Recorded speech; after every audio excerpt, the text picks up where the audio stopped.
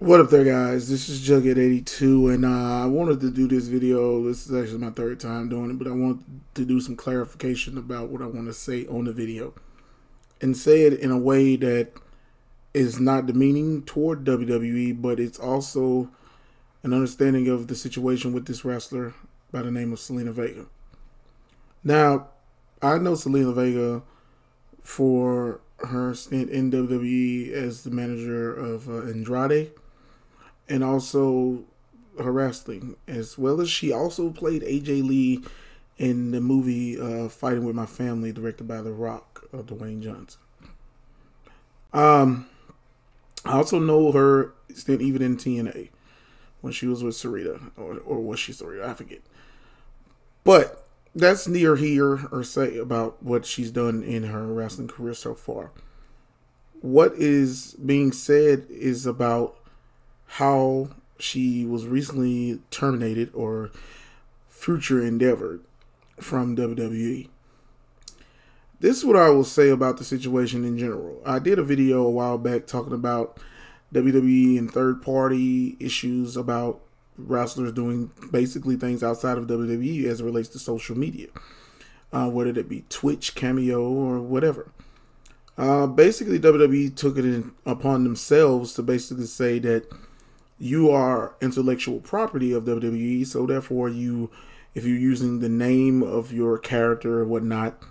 And that's the thing about WWE when it comes to characters. If you remember back in the day about wrestlers, especially back in the early 90s, I'll give you a perfect example of Brutus the Barber Beefcake. He could not use that name when he went to WCW. He was called the Butcher, then he was called the Zodiac, then he was called whatever, everything in the book.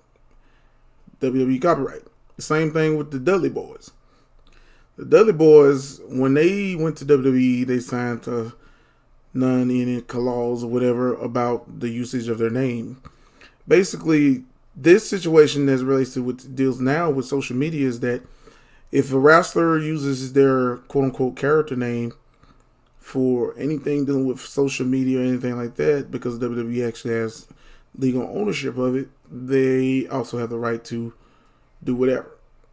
That being said, the situation with Zelina Vega is also falling on the situation also as you relate to the wrestlers in general. Of course, eventually knowing about what was going to happen, they of course relinquished their media accounts.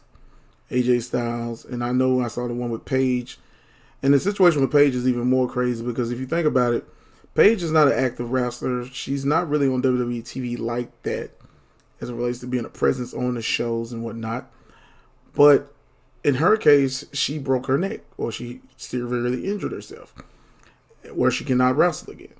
And the outlet of it is the simple fact of this. Because of the termination of Zelina Vega, which actually happened out of a sporadic situation. I'm saying sporadic, but really it was out of a bullshit situation, to be honest with you.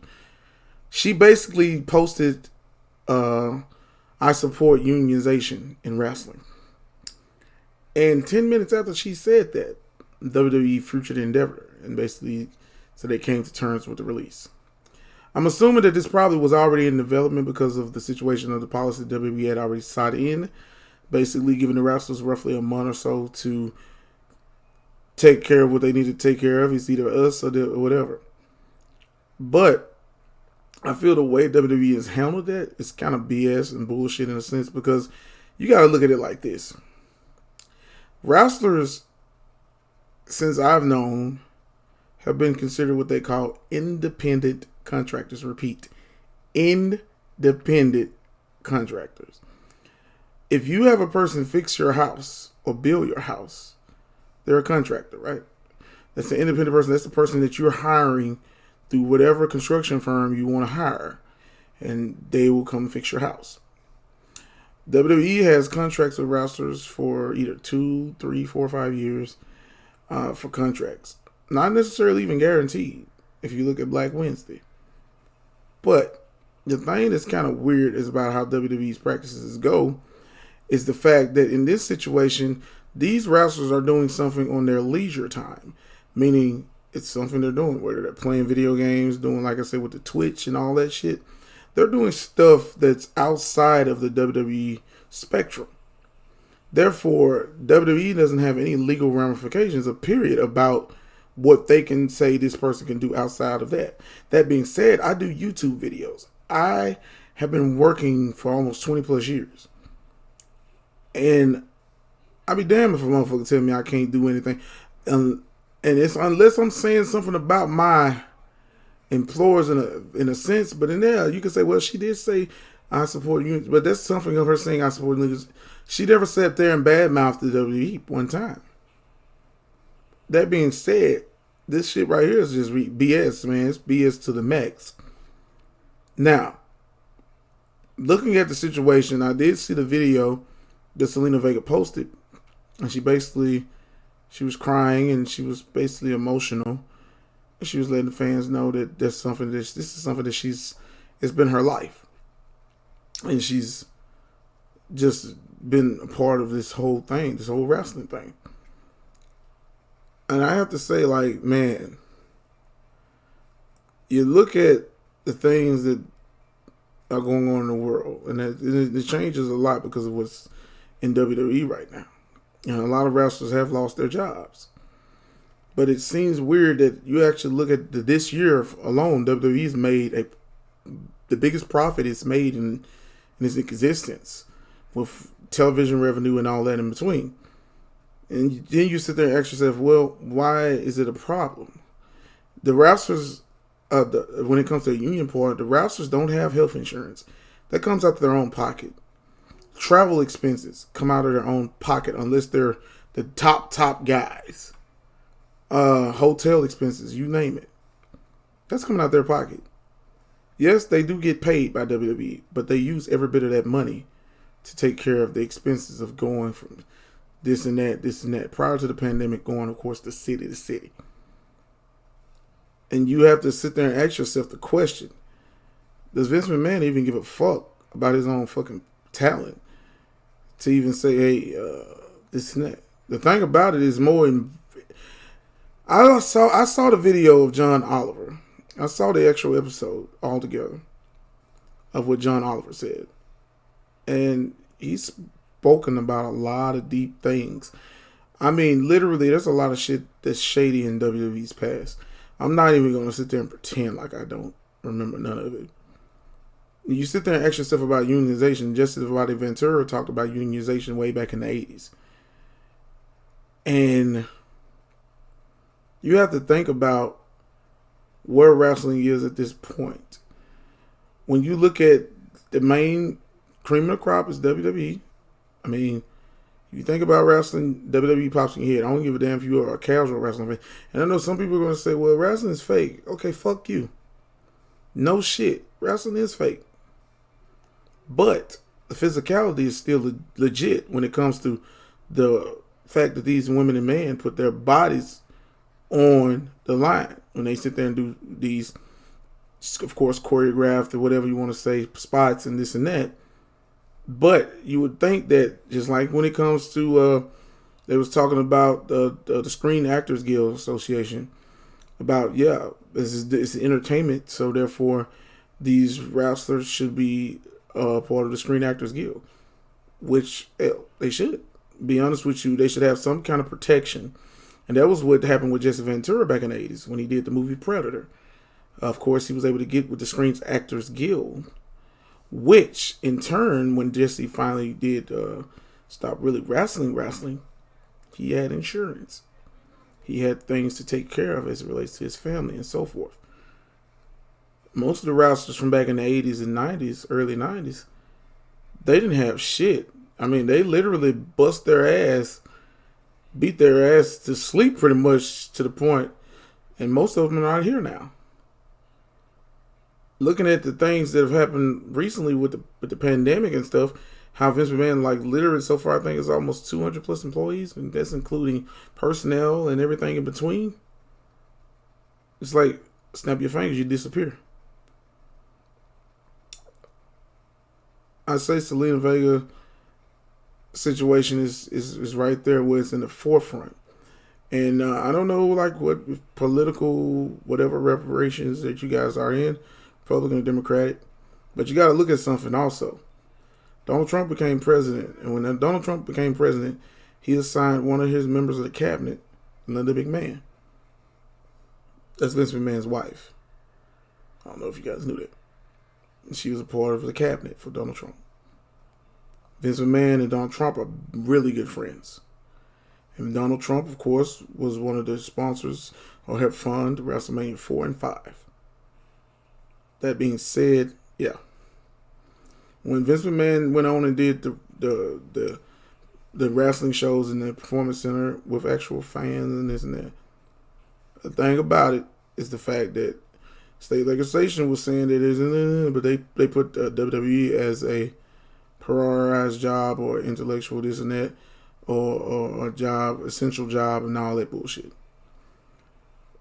Now you have Joe Biden as president. And there are politicians that have been talking about WWE doing a reform about how they do their talent. And it makes you think maybe this should happen. Because it's really, really weird to know that you can just snap your fingers and let people just go like that. She was actually one of the wrestlers that was on television. She was a mainstay on the televisions currently. And all of a sudden you do this. Because of what? Because she spoke her mouth. She spoke her mouth and said she's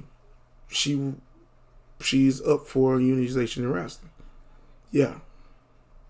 That's a whole lot to fire somebody for.